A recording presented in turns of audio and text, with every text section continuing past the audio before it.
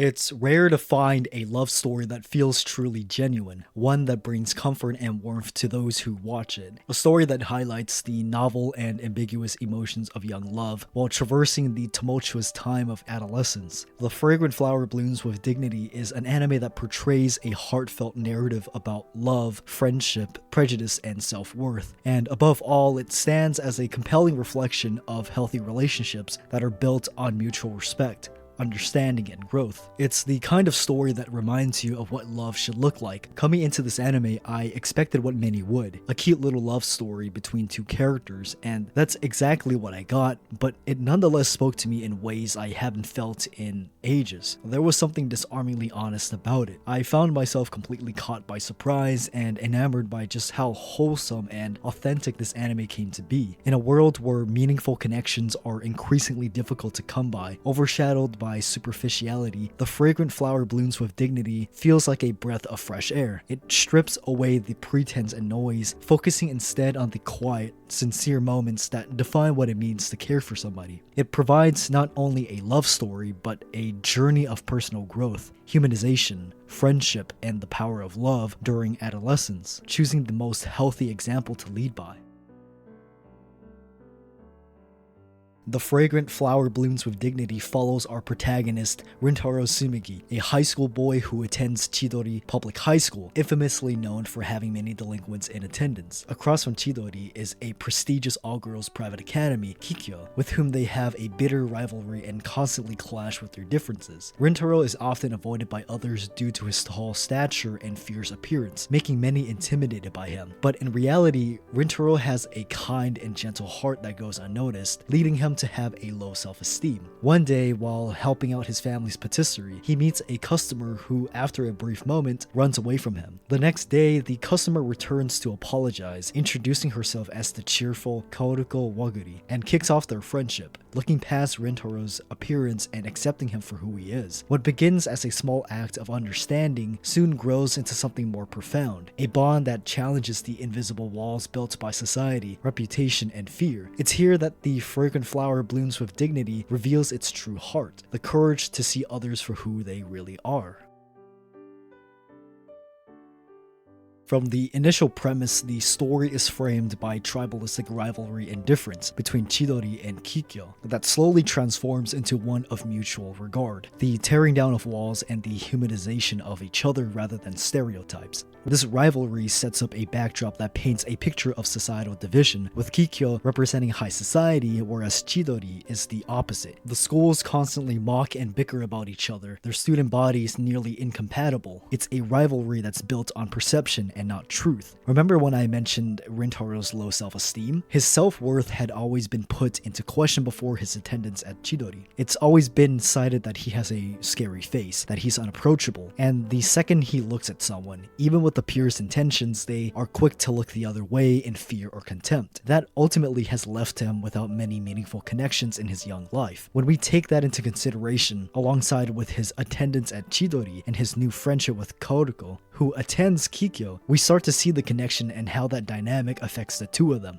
Rintaro, having been judged his entire life and isolated from his peers, didn't feel as though the validity of his friendship with Kaoruko had any grounds. His reluctance and insecurities surfaced further knowing that she attends his rival school. With that knowledge, he was afraid of jeopardizing her reputation and thought someone who attends Kikyo should not associate with Chidori. And to me, that tells a lot about Rintaro's upbringing, as well as the societal implications and stigma surrounding them. The irony of it all is that Rintaro, a byproduct of those who mischaracterize them, ultimately does the same by judging Kaoruko by merit of her group, Kikyo. Of course, the anime, Rintaro doesn't mean to patronize Kaoruko. Rather, it's the implications thereof that showcase this divide and prejudice between schools. But I think it's more indicative of the type of conflict the anime wants to showcase, the moral complexity and inherent contradictions of adolescence, especially of someone like Rintaro who doesn't see himself in high regard. Having this sort of contradiction is a good thing because it shows complexity, but also highlights a flaw, one that needs to be addressed. I love that as Rintaro shared these concerns, he was able to really reflect and realize that contradiction, and instead of choosing an action, he doubled down and pursued his friendship with her anyways, and of course with her encouragement. And with Kaoruko, she's able to show a level of impartialness, seeing Rintaro for who he is beyond the labels. From the very beginning, she never once referred to his appearance nor the school he attends.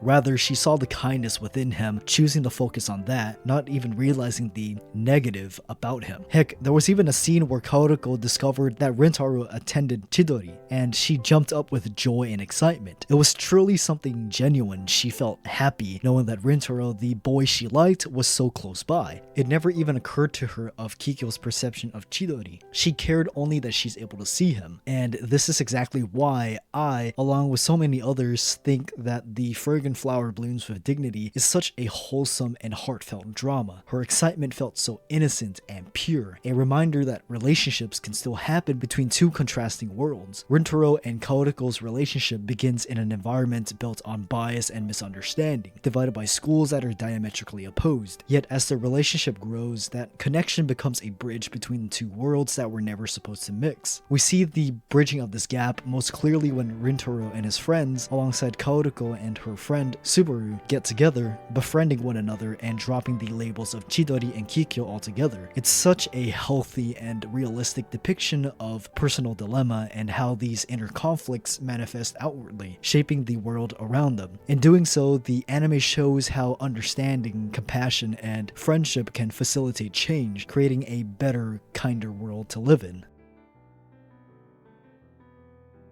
While the Fragrant Flower Blooms with Dignity is ultimately a love story, it also explores the value of friendship as an extension of that romance. And what I mean by this is not so much the friendship between Rintaro and Kaoruko. I'm referring to the spotlight shining onto our side characters and their valuable friendship to our respective leads. And it's precisely because of how naturally these friendships are woven into the story that I found myself drawn to them. In fact, I actually had a slight preference for this narrative as I was watching the anime. The interaction surrounding Rintaro and his friends and the friendship between Kaoruko and Subaru reminded me of my own friends. In a way, I felt sentimental, seeing as these friends go through angst and hardship and the rocky yet realistic depictions of how they dealt with those conflicts. I loved how through these arcs, it also served to embolden the growing romance between our leads, and conversely, how their romance emboldened their own friendships. One of my favorite mini arcs or episodes in the anime was when Rintaro and his friends, mainly Saku Natsusawa, had gotten themselves into a misunderstanding. The conflict was a mixture of Saku's suspicion and Rintaro's secrecy. On one hand, it highlights Saku's disappointment and sadness regarding Rintaro, wishing he was more open as Saku is with him, and that's understandable.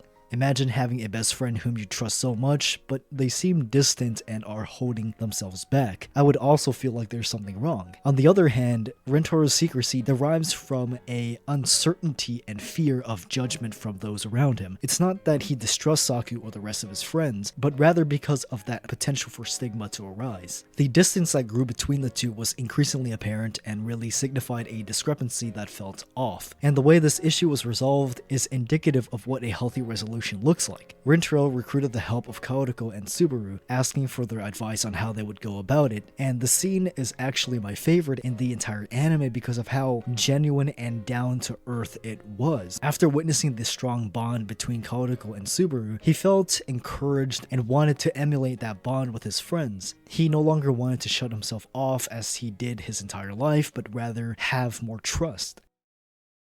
俺、あいつらにこれ以上隠し事をしたくなくて、最初は変わった奴らだなって思ってたんだ。だけど気づいた時には、あいつらの代わりなんていなかった。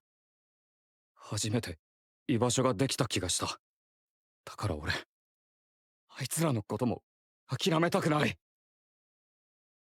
I don't want to hide anything from them anymore, were the words that he said, and guess who were at the booth behind him? It was the very same people he was talking about, listening intently to what was being said. There's just something beautiful in how genuine it came from the heart. He had cited just how much they meant to him, how they gave him a sense of belonging he never felt before, even to say that there's no replacing them. Moments like this are small, but they are powerful. They say a lot about the kind of story this anime is trying to tell. It showed that Rintaro never distrusted his friends, but rather he needed a small push. I just love the way the conflict resolved itself with both Saku and Rintaro confronting each other, apologizing and addressing their feelings, and that's just how the anime is able to portray relationships and growth in such a healthy manner. It does so by allowing its cast to be vulnerable and having them actively seek an outlet for change. And what makes this moment even more impactful is just how seamlessly friendship and romance intertwine throughout the story. Friendship and romance balance each other out, becoming the foundation for personal growth. With friendship, it reinforces the idea that love flourishes when surrounded by compassion. We see this in the episode where our cast hung out at Rintaro's place. The way everyone reminisced about Rintaro, their memories, and how they first met, astonished Kaoruko. Just being able to see the amount of love and support Rintaro has, it only serves to strengthen Kaoruko's love for him. She recognizes that without the people who gave him belonging, he wouldn't be the person he is today. That compassion is what complements the romance, and I'm all for it. Likewise with love, it reinforces the idea that friendship is a reliable source of support. When Subaru asked if she liked Rintaro, Kaoruko said yes, a confession that highlighted the pureness of her love, which made Subaru all the more supportive of her, even to the point of helping set them up on dates. When you cherish a friendship, there's no greater satisfaction than to see them smile, even more so with the person they call their partner. It's this kind of support from both the romance and friendship aspect of the show that offers understanding and maturity that's otherwise rare in high school settings. In the end, what makes the friendship so impactful is how they serve as both a mirror and a foundation for the romance. They reflect the insecurities, growth, and quiet moments of connection that define adolescence, while also becoming the very thing that strengthens the bond between Rintaro and Kaoruko. These friendships aren't just background noise or comedic relief, they're breathing parts of the story that give the romance its depth and weight. The anime reminds us that love does not exist in a vacuum. It thrives in the spaces between people, nurtured by the bonds that hold them together.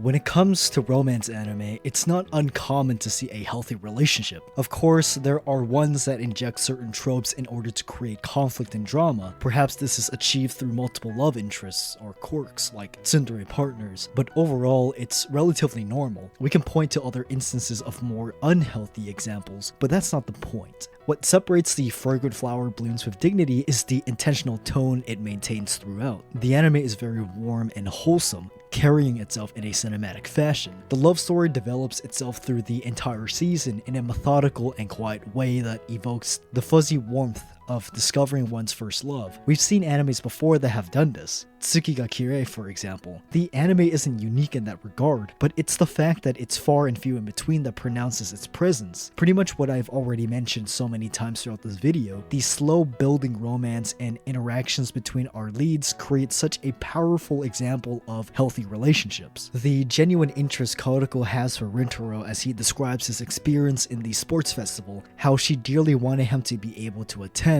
helping him study in order to achieve that goal, is one of many scenes that are a perfect example of this. It's this constant curiosity and care that elevates the romance beyond mere affection. We have to remember that true love is always about curiosity, and not only that, being able to have an investment in the affairs of your partner goes above and beyond, showcasing a dynamic that breeds joy wherever it goes. It's refreshing to see, and it really gives the impression of how much these characters care for one another. I remember watching the episode where Rintaro was baking a cake for Kaoruko as he poured his heart and soul into it. Hearing that she enjoyed it gave him so much pride, and it's remarkable how this single gesture ripples into other aspects of his life. As a result, he became more invested in baking, choosing to take up more free time in order to be under his father's wing. It's not just baking, but other endeavors as well. He became more diligent at studying, he opened himself up more, and overall grew as a person. When we fall in love with somebody, we naturally have this inclination to become the best version of ourselves. We internalize how we want to be worthy of that person, and that was exactly what Rintaro felt. Love has the power to enable change that benefits everyone involved. And another thing about romantic relationships that the anime portrays well is communication, one that's quite hard to come by, especially in a high school setting.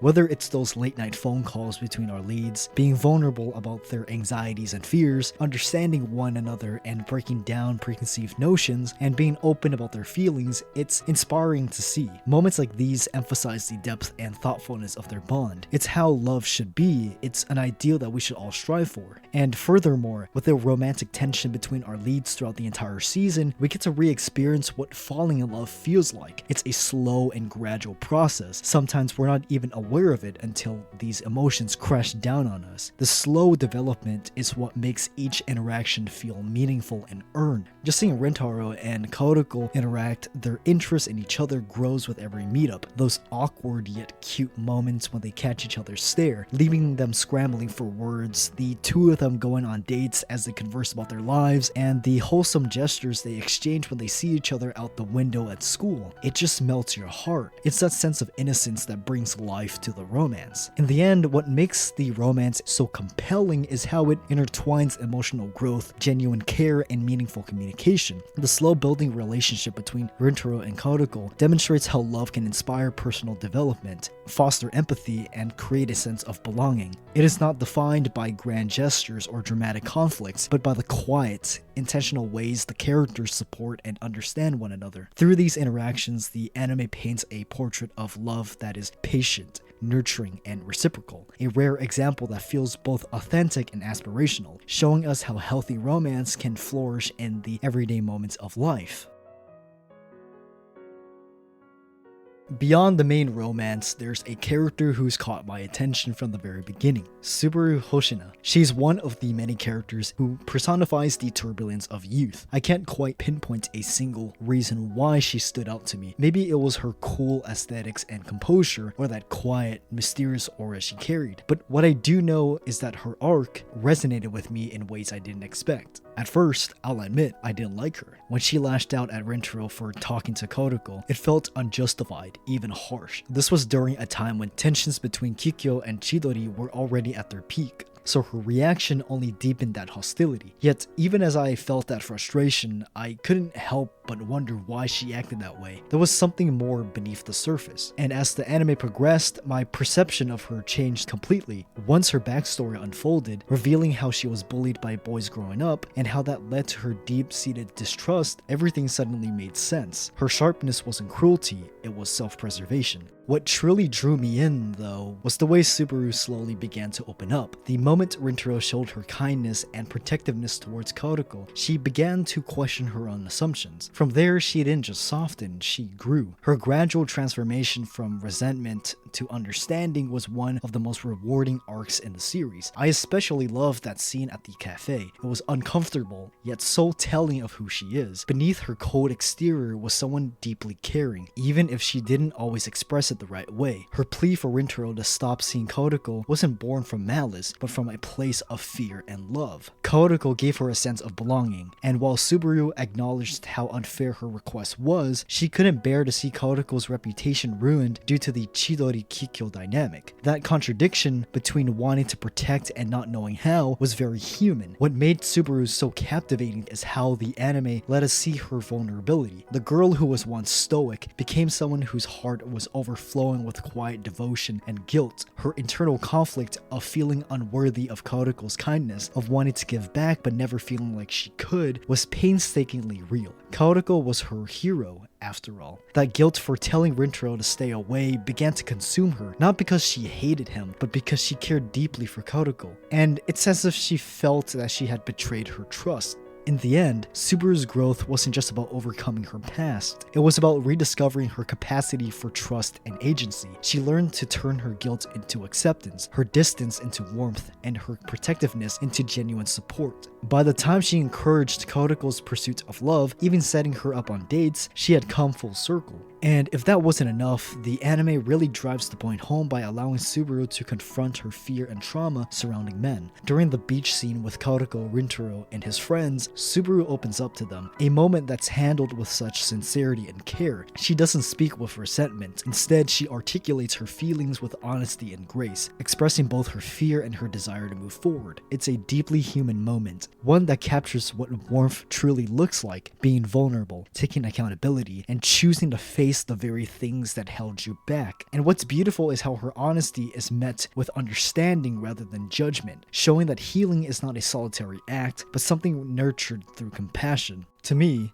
Subaru represents the quiet strength of someone learning to heal. She's living proof that kindness, once received, can ripple outward, and that even the most guarded hearts can learn to open again. The Fragrant Flower Blooms with Dignity, more than a love story, also tells a tale of healing, of how understanding and compassion can bridge divides, mend old wounds, and remind us that growth often begins the moment we choose to see others and ourselves with empathy. And personally, while I think Kaoruko is an amazing character, I find myself drawn more to Subaru, simply because we get to see her flaws in a way that we don't with Kaoruko. There's something deeply human about that imperfection, about watching someone stumble and grow through their own shortcomings. That said, I'm currently reading the manga, and I know there's still so much more to Kaoruko than what the anime has shown so far, and I'm genuinely excited to see that side of her unfold. In many ways, Subaru's story embodies what makes the Fragrant Flower Blooms with Dignity so special. It's not just about romance, but about the quiet, personal journey of self-discovery that unfolds alongside it. Through her, we're reminded that healing isn't always straightforward, yet there's a quiet beauty in that imperfection.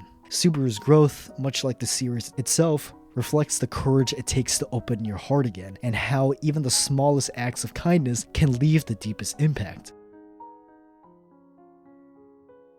The Fragrant Flower Blooms with Dignity stands out as a reflection of relationships done right. Set during adolescence, it captures a time when it can be difficult to process and understand what love, friendship, and personal growth truly looks like. There's no manual handed down to us at that age, no clear guide on how to navigate the messy, complicated emotions that come with growing up, so we're left to figure it out ourselves. That's why the Fragrant Flower Blooms with Dignity offers such a warm and profound example of what can be. Certainly for me, the anime brings back memories of my youth. For some, it's an inspiring love story. For everyone, it's a reminder of what healthy relationships can look like. The series uses Prejudice as a narrative tool, a way to highlight how impressionable young minds can be, while also setting up an obstacle for our characters to overcome. The bridging of this gap is achieved through honest communication and personal growth, both of which stem from lessons in healthy romance and meaningful friendships. The Fragrant Flower Blooms with Dignity doesn't just tell a love story, it explores personal dilemmas and quiet vulnerabilities. We see this not only through our leads, but also through the thoughtful development of side characters